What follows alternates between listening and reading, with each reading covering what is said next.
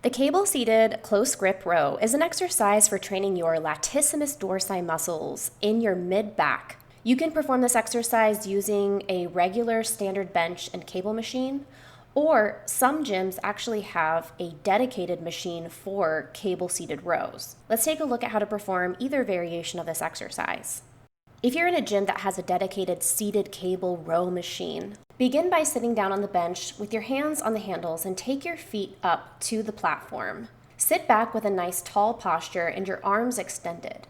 To begin the exercise, pull your elbows back as you push your chest forward, squeezing your armpits and keeping your arms close to your body. And then extend your arms back forward so that your elbows are straight. Back and forth is 1 repetition. Perform this for the number of repetitions recommended in your training program. You can also perform this exercise with a standard bench and cable machine by taking your bench and positioning it right in front of your cable attachment. Attach 2 handles or a close grip row attachment to the cable handle. Take the handles in both hands and have a seat on your bench and push yourself back, bracing your feet either on the floor or using the foot of the bench. Sit with a tall posture with your shoulders right over your hips. To begin the exercise, bend your elbows as you pull your elbows back and push your chest forward, engaging your lats by squeezing your armpits and keeping your arms close to your body.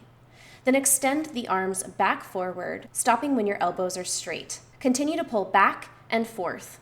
Back and forth is 1 repetition. Continue for the recommended number of repetitions in your training program. As you perform the exercise, you should feel your lats muscles working in your mid-back and under your armpits.